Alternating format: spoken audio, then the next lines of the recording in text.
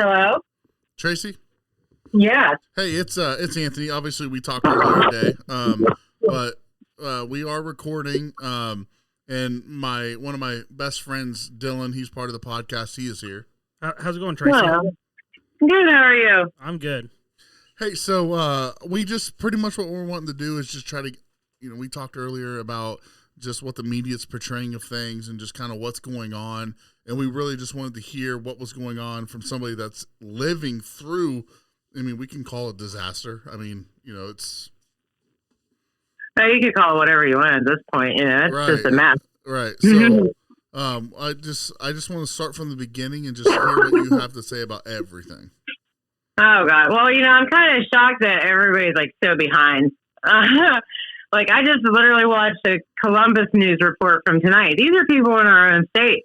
Columbus is just finding out that we found out, 4 days ago about the new 3 chemicals on the train. I'm like, what? It took us a week to find out, but they're finding out a week after we found out. Right. And I'm like, are you kidding me? I'm like, we're beyond that by this point already in town.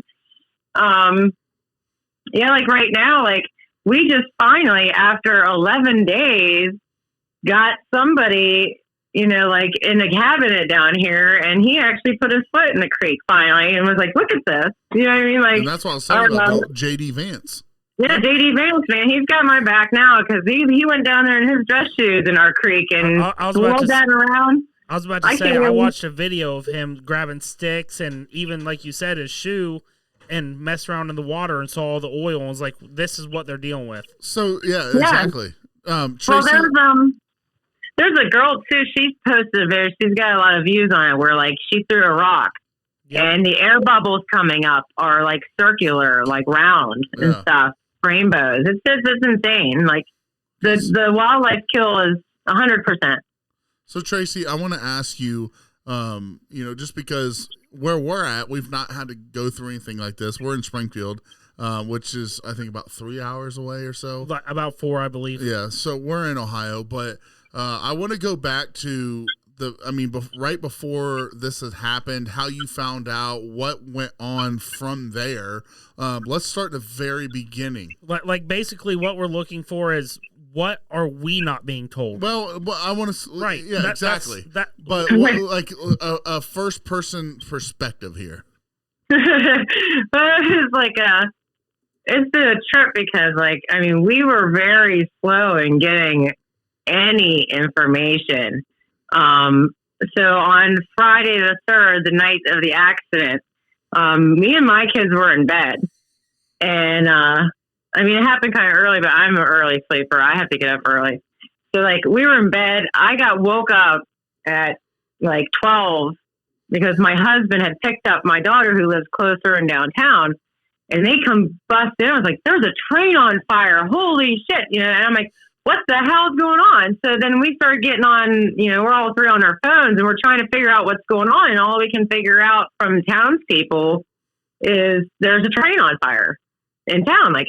Something happened. The train's on fire. And we're like, wow. We're like, wow, in our town, get out. And then the next morning, we got people driving around town like it's nothing, We're like, let's go see the train derailment. Something was just not, you know what I mean? Sightseeing. Right. It's something new. Let's go see it. Yeah.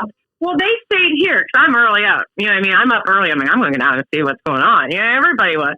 I drove around and I took this one road that I had 2 jobs, one in Pennsylvania, one in Ohio. And I went driving out this one way thinking I could see something better from up at my perspective, right?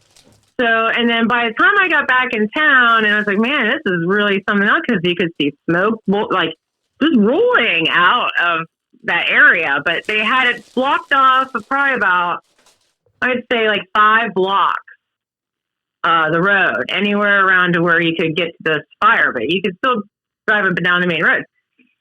So they had it blocked off. You could see all the smoke. And on the other side of town, on the other side of the tracks, you could drive up and down all those roads up until almost 2 blocks away from where the smoke was coming across. And you could see it's going through people's homes and backyards. And I was like, man. So I go home, and that's when I was like, oh, my throat. I'm like, oh my God. Right. Like, that's like the burning, and like I couldn't even smoke a cigarette the whole rest of the day. And I was like, my eyes were kind of burning.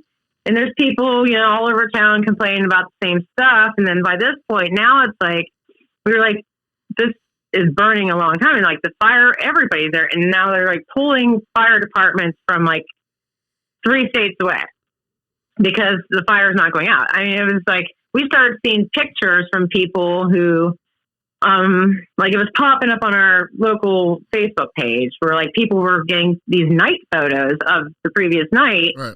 And it was the whole line of cars were on fire. And we're like, wow, that was something else. Like nobody even died. Right. It was this big spectacle. Like we were just in shock that this happened in our town. And like it was, nobody got hurt. So, and then like the next day comes around and the fire is still burning. And now we're all really getting concerned because we're right. like, Absolutely. what are we doing? Like, and like people are starting to get ill, you know, like, when you say like ill, what kind of illness are people complaining of? Like coughing, like upper, like their chest, like they were starting to cough. Like my face, like I have autoimmune deficiencies, and a lot of it has to like works with my skin and stuff. So like my face, like I have problems with that. It turned red, and my eyes would get irritated, and like it felt like it was just inflamed, you know what I mean? Like my skin and everything. And I was like, wow, like maybe I shouldn't have went over there. Right. You know, and then we're still treating this as a joke at this point. And so then Sunday comes around and the fire is now bad. And now we're all realizing that there's something going on. But like the fire department, they're trying to give us like these little like the local fire department? Yeah, like the local fire department's like, we're trying to get this under control, and like the other fire departments are around, and like now there's reports that it's getting hot and they can't get the fire out, and we're like, what do we do? And we're getting like evacuation notices, okay, through all this, even though there's still people hanging out in town shopping. Like we're like, everybody within a mile. Like at first it was point on, what was it, Saturday, we got one. There's imminent fire. Please evacuate from 0.7 miles from the James Street. When you say that was on a Saturday, would that have been the 10th? Yeah, no. This was still like this was like the accident was on the 3rd, so this would have been the 4th. Okay. So we started getting evacuation notices, but still people are hanging out in town and shopping and everything like that. And they're like, just get away from this epicenter. So now so between Saturday and Monday, so the 4th, 5th, and 6th, we start getting different avenues from people. Like we're getting notices put out via a picture on letterhead from our city saying, you need to evacuate a 1 mile radius from this part of town.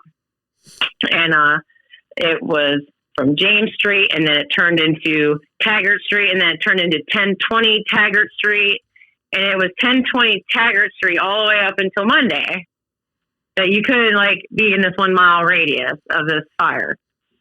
And then everybody's like, well, what is the 1 mile radius? Because there's people in the 1 mile radius whose physical property is in the 1 mile radius, but they're going off of street addresses.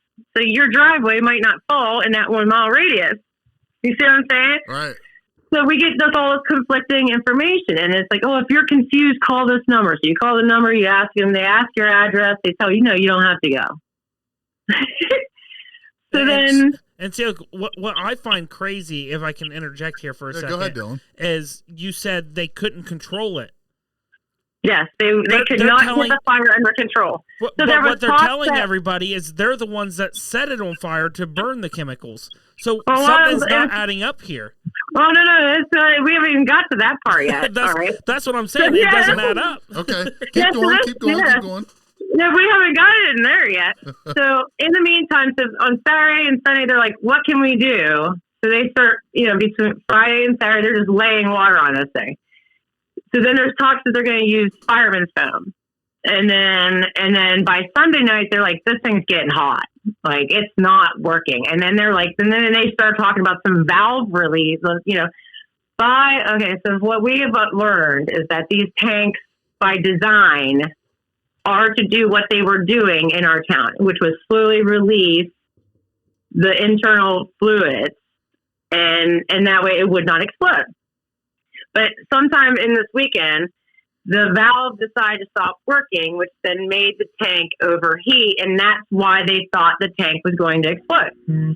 So to remedy this, now at this point, now the state, the Ohio National Guard has come in.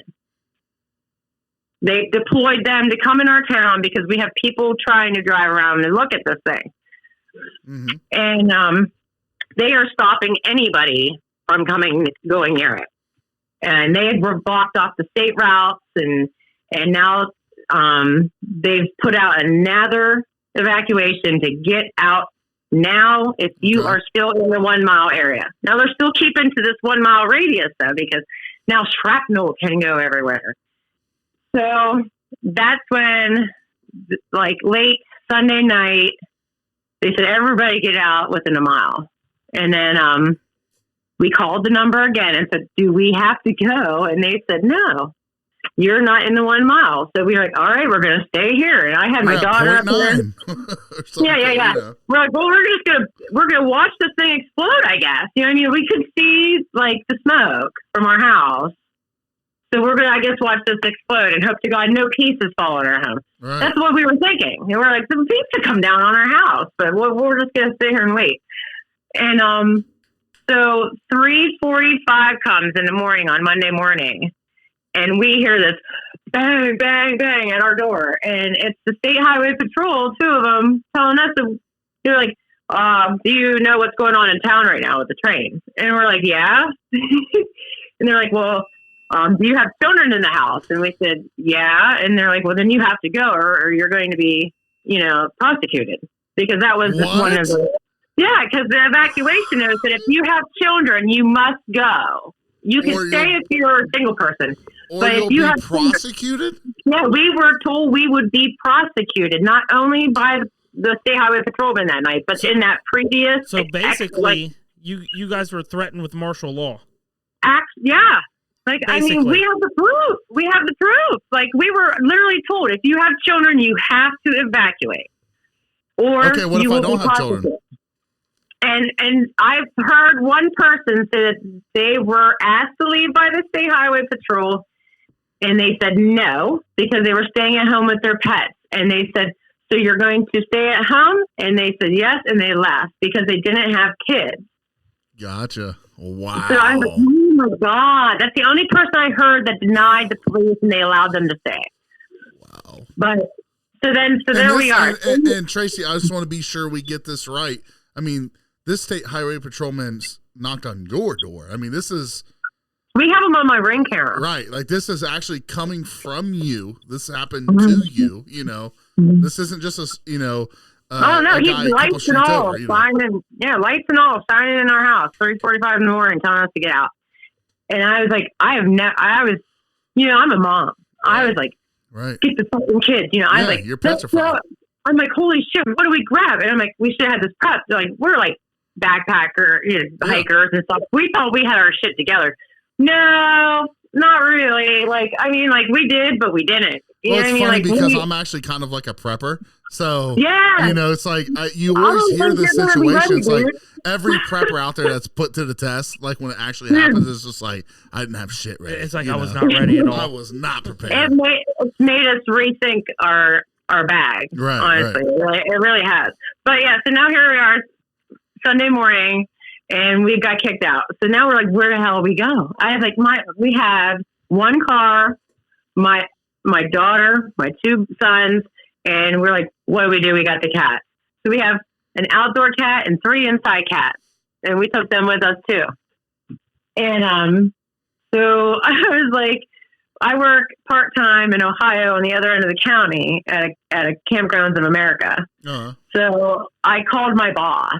I was like crying. I mean, I'm like bawling. I'm like, what do we do? I said, you're the only person I know that will take me and my cats. I was like, I don't know where else to go because there are no hotels for like taking animals and stuff at the time. And dogs were trying to they were like going online saying, do we know where people with dogs can go? Because no hotels are taking us. Like, there were people just driving around aimlessly, posting on just Facebook saying, we need a place to go. Yeah, like, because some people just didn't have money. That's horrifying.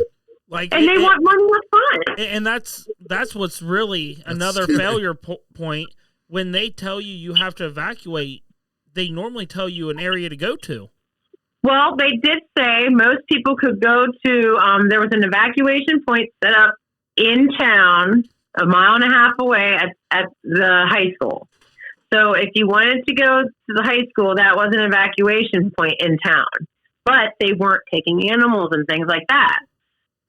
So that left a whole group of people out because they weren't going to abandon their animals. And they have every right, because if you saw the smoke blowing through some of those houses, those pets have problems now. Oh, right. And I'm a dog lover. I have 2 of my own. I would never leave them.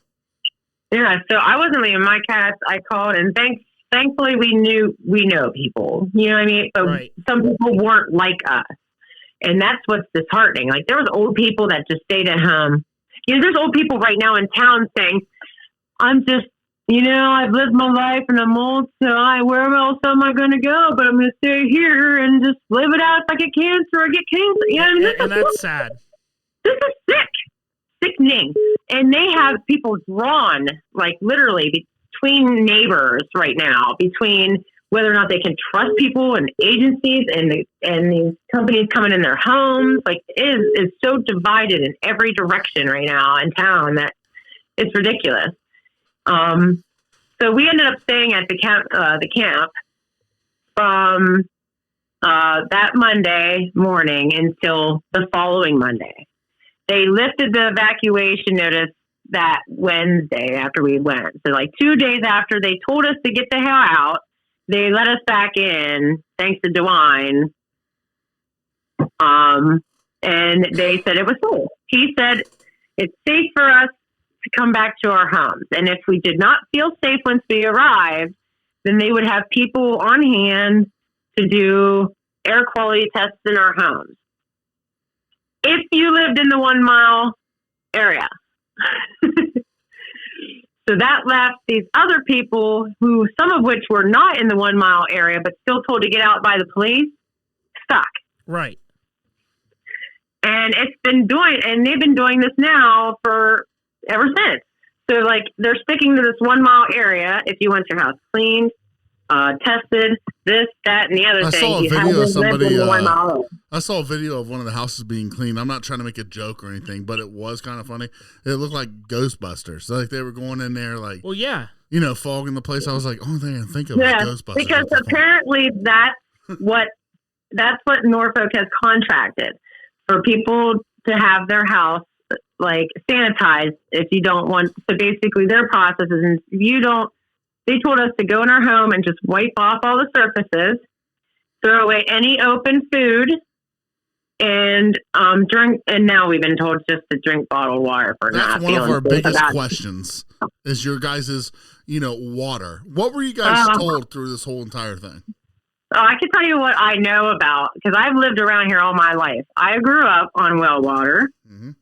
And I know what drinking water is. I know what the difference between drinking water, surface water, and groundwater is. Right. So now, we have finally, after almost 5 days, because I've been on this, because I was at the town hall meeting, and I brought up the fact of what was found in our surface water already on a preliminary report. They're saying that our municipality drinking water is fine. I believe that. Honest to God. Our aquifer for our town, if you look at our town, is way on the other side of town. And it's fine now. It might not be in the future, depending on seepage and years and soil types. And this is science. Right, you know what I mean? Right. But I think our drinking water is probably okay, but I'm still not trusting in myself. We went and bought a water cooler system. And we're going to have Gordon Brothers come in, and put in one of them whole house systems. So we just feel safe ourselves, because at this point we don't trust nobody. Right. So we're just going to do our own thing to make ourselves feel safe for the meantime. Are you guys back at your house then? Yeah, we came back a week after we got evacuated, Okay. which would have been like another 5 days after the evacuation. We stayed away at 5 additional days after the evacuation. Okay. And do you So feel safe at this point? I mean, or are you still like you think like deep down you're fine, but then again you're questioning it? I feel safe in my house because I've made myself feel safe. We went and bought a VOC filter, all that stuff. I feel fine in my house, but I don't feel fine when I go outside. And you know, I am a local ambassador for these trails around, and I constantly talk about the trails. Are you talking about like hiking trails or? Yeah, like the hiking trails. And our little town has a little hiking trail here. And no shit, I was just there before all this happened. So like it's almost like surreal. I wish I could have spent more time down there when it was clean. You know what I mean? Right. Tomorrow it's harsh. That's we can't go. I mean, I'm going to tell you right now that when they have completely destroyed our ability to enjoy the outdoors here, I am not kidding around. We cannot walk down our trail anymore because it crosses the creek twice. We can't touch that water. I mean, when I say complete aquatic life kill, I'm not kidding. It's dead salamanders, frogs, snakes, snails, you name it, it's laying in the creek. You don't hear about that. And you know, I can't take my kids down there anymore. We can't enjoy our own park anymore. We can't hunt. We can't fish. We can't hike. I mean, the way of life is completely our changed. Entire outdoor enjoyment of our area right here. Unless you're like a hermit and you just don't mind being in your house, we were told to just limit our time outdoors until further notice and drink bottled water if you feel unsafe. Tracy, now, okay, back to the drinking water real quick. Yeah, go ahead. So they told us the municipal water was fine, and then now because people right behind me, I'm on the edge of town. Right behind me, they're in wells. They are going to be affected by this, but they're not a part of our city water. So then people are like, well, what about my wells? And they keep talking about the creek and this, that, and the other thing. And surface water becomes groundwater. Okay? And the groundwater is where your well water is coming from. This will be a problem for them. And they're just, now what they're telling the public is, if you don't feel safe, drink bottled water. What about showering, though? And if you have a well, then we would prefer that you drink the bottled water until you have your well tested. That's what they're telling everybody. But they're not saying that the place is polluted, which it is. That's the problem. They're not coming out and telling anybody that this goddamn place is contaminated now. But they're not telling people that if it tests good today, 3 months down the road, 6 months down the road, a year down the road, it's going to get your water tested every 2 weeks. They're just like, get it tested and see if it's good. Well, yeah. They just keep saying, if you don't feel comfortable, get it tested. They're not saying how, when, where, how many times, how long it's going to be. But they did remind us. We were talking to a buddy of ours today, and we brought this up. They're like, well, they're dropping off filters or they're testing your water. And I'm like, yeah, but do they explain? Like 2 weeks from now, go ahead and get it tested again. Or, you know, what is the routine, you know, from here for the next 30 years? I mean, and they're just doing random testing, from what I understand, from what their report says. That they're only going to do some random testing, and anybody who wants to call and have their well tested, they're only going to do this once, folks. You know what I mean? Like, Tracy, they're going to do it once and call it clear and say it's done. And then it's going to be your responsibility. Let me ask you something, Tracy. Just, you know, I don't want to keep you all night, but the biggest question that I have is, you know, one of the big, I guess, Dylan, multiple big questions we have. How do you feel local law enforcement, first responders, you know, I don't know, maybe you know some of those, but how do you feel that they did as an all around, you know, like? Well, I feel really bad. Honestly, I feel really bad for a lot of them because they've been put under some extremely bad. Dylan, we were even saying that. It was like we felt bad for those guys, but we didn't know how the locals felt about Up them. until, put it this way, up until 3 days ago, like, we didn't even know that the train wasn't even marked with hazardous materials, even though we were all told it had I told material these on it. guys that tonight, and they did not believe me. No, we did not know that. We did not know that train up until a few days ago was unmarked. You know what I mean? Right. Our firefighters went there that night, not even knowing what the hell they were going against. They have to get rid of everything. Everything. They told them they have to destroy all of their uniforms, tanks, gear, because the 9 of yards. the possibility of contamination. Because of the possibility of contamination. But yet our town is safe to go hang out in. Right. So Tracy, do you know any of the first responders that were there that day, or sounds like it lasted a couple days? Well, from my other job, I know a lot of the firemen because we do jobs for them. I've had the chance to, like, nobody really talks about it, and I don't expect them to either, because it's probably, we're finding out it's getting gag orders, like companies and stuff, so they can't talk to the general public if they're in uniform. Really? Yeah. So, like, yeah, I don't expect them to answer, but they usually do go, "Oh yeah, you live in Palestine." I'm like, and then you get that look. Wow. And I'm like, yeah. So then, I know a lot of, they all say the same thing. They're like, I mean, there was a lot of firemen, like a lot of companies that came out, and they did a great job. I mean, what else were they going to do? Right. They kept us all safe. And that's one thing we talked about. It was, you can't blame the local department because they worked with what they knew and what they had. Exactly. And they really, I mean, if they really didn't know, yeah, I mean, that's sad because, like, they could have, like, imagine their exposure. You know what happened 9/11 to all those people? Right. They're going to have fun for us, too, I bet. I mean, there's 9/11, people that were involved in 9/11 are still struggling, the ones that survived, with illnesses today because of it. And, that lives on all of our consciences. You know what I mean? Right. And then they're afraid of us? Yeah. I know, they're afraid of us. And they didn't show up at meetings? You got to be kidding me. I know families that have, like, hidden from Norfolk for fear that they'd come back and do something to them. And then they're afraid of our little town, the ones that they destroyed our lives. I don't even get it. Yeah. Right. One of the things that I was, Tracy, one of the things that I was wondering is, a lot of people look at this situation outside of your town, is, the only thing that everyone knows is Norfolk was the trail company that was part of this whole thing.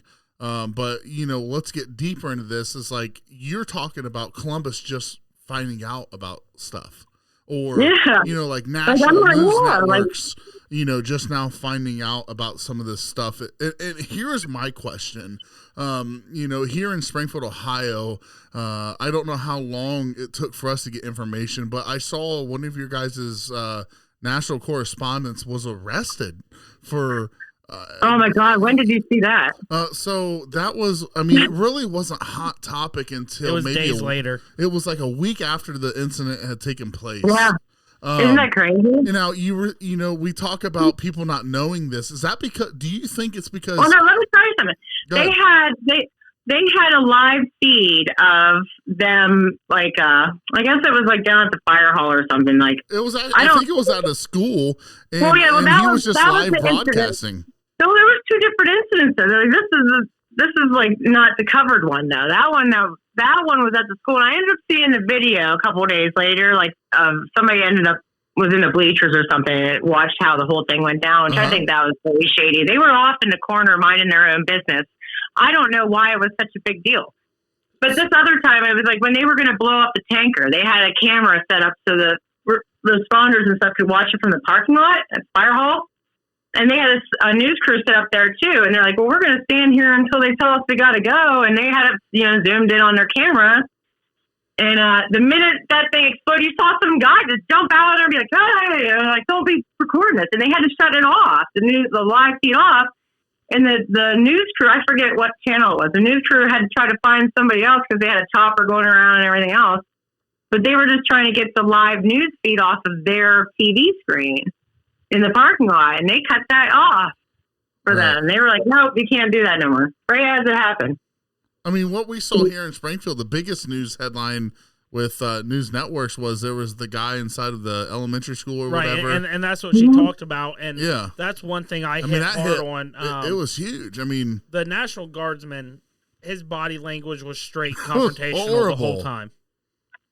Yeah, like you said, they were over there minding their own business, and he went over looking for a problem. And here's the thing. They were way over there. They were way off in the corner. I really don't get why that was such a big deal, because when it was just all going to come out anyway. It's the simple fact that we have a right as citizens. We were talking about this with a buddy tonight. It's like the public shouldn't know everything. That's not true. That's not the way this country was created to be. We were created, to know things and get through bad situations, right? And not to limit what we know. Some people were going around in town like, don't tell the media about stuff. But now they're all like, tell the media because look at what's happening to us. Right. And you're like, why didn't we do this from the get-go? Right. Everything's so hyper, like, contradictory around here right now. I just can't even, like, I don't know. It just sounds like it's almost like a story in a book, which it was a movie, I guess. I've not watched this White Noise movie, but I've heard this was like watch it or else I cry because it is so dead on. So I guess that's our homework is to watch White Noise. Tell me if I'm wrong here. Just from what I've read recently, is that the same incident the similar incident that happened back in like 2012? I think so. Because it was very similar, almost the same chemicals derailed. I was reading about it earlier. That happened back in 2012. Yeah. And the news article was like, apparently we didn't learn from our past. Well, no. I mean, well, you know what? If anything, because there's so much to it. You know what I mean? They have new footage of. We started getting wind about, I'd say, before they exploded the tanks. Right. So this was over the weekend after the initial derailment. We started getting reports about the train was on fire before it hit town. And that's what caused the derailment. And we were like, people were shoving that shit off as if it was fake news, and it was real. It was real. Right. That train... Somebody caught it on their ring camera. You saw that mushroom cloud, and you're like, "There's no fucking chance that's real."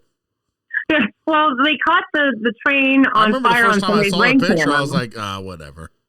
No way. That was like that. It's very surreal, like looking at it, because that happened like literally right here. You know what I mean? Like from eye shot from the porch.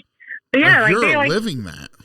They were trying to play it off like the train, nothing was wrong with the train, and they were still trying to figure out why it derailed when the video came out in New Waterford from somebody's ring camera that it was on fire already. And that is 5 miles away. And, the video came out and everybody's, that's just fake.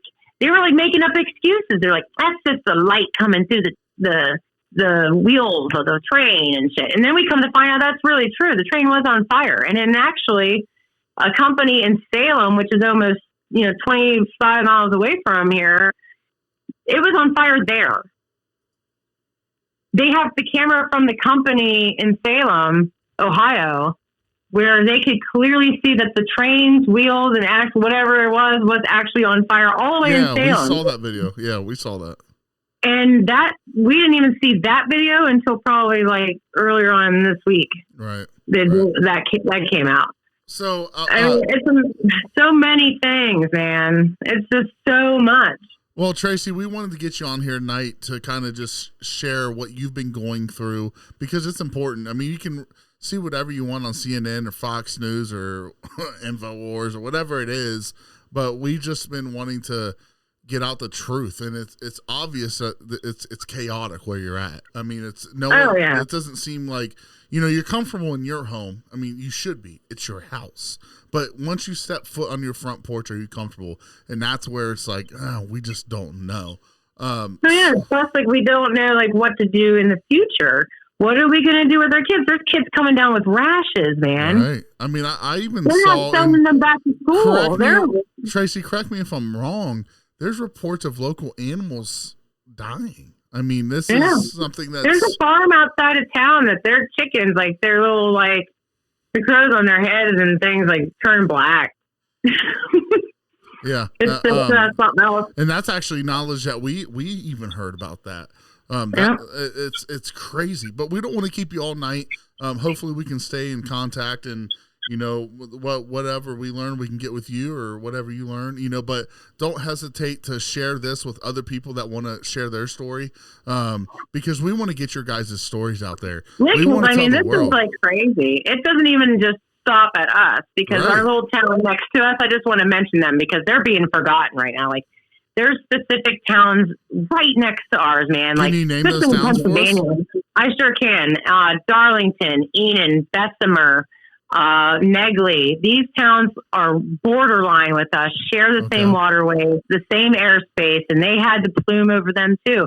And they're being forgotten. They're not included in any of this funding that is being received. They're begging for water too, because they are all on wells, not any of them getting any sort of city water. So anybody that's listening to this episode, you can reach American Whiskey to get your story out there. We'd love to get you on. It may not be Dylan and I, it may just be myself, or it may just be Dylan, but we want to get you guys in here. The easiest ways to contact us are AmericanWhiskey@gmail.com. You can get us on Facebook at American Whiskey, Twitter, Instagram. But if you know Tracy, or you've been in contact with Tracy, she has my number, and I trust her to give that out to people that want to share their stories. So I'll tell you, you might get bombarded, because I'll share it okay. tonight. You know what, Tracy, bombard me. That's totally fine. People want to be heard, because it's hard to come up in town and talk to somebody, and then people are still afraid, man. And if you just want to send a text, that's fine. We can read your text. I mean, Dylan and I have done that before. And Tracy, one thing you can tell people, we aren't worried about getting silenced. Yeah, we don't. We've been through so much shit. On it's Facebook, crazy. We don't care. We have other outlets we can go through. Yeah, we just want to get other people heard. We just want the truth, and what we you don't guys want are to be going through is forgotten, crazy. man. And you're not. None of us want to be forgotten. This is insane. Like, we took a brush force for everybody to have to learn a gigantic fucking lesson here. Tracy, you have my number to give that to the people that you can trust. If they want their story heard, again, you have my number. You can get with Tracy, AmericanWhiskey@gmail.com, and the Facebook, the Twitter, and all that. But we want to get this episode on tonight, so we're going to end this episode tonight so we can get that on there. Tracy, you have my Facebook, so share it so people can hear it. And, for everybody else that's listening to this, Dylan and I are really just trying to reach out to everybody and just get your story out there. Tracy, I appreciate you. I know it's late tonight. Thank you so much. Our little area here appreciates everything. Yeah, absolutely. Dylan and I, we appreciate you just being willing to talk with us, and hopefully that's like a domino effect. Hopefully people around you are wanting to talk to. Correct. Yeah, hopefully. Thank you. Yep, absolutely. So again, I'm Anthony. I'm Dylan. And we're American Whiskey. Be safe.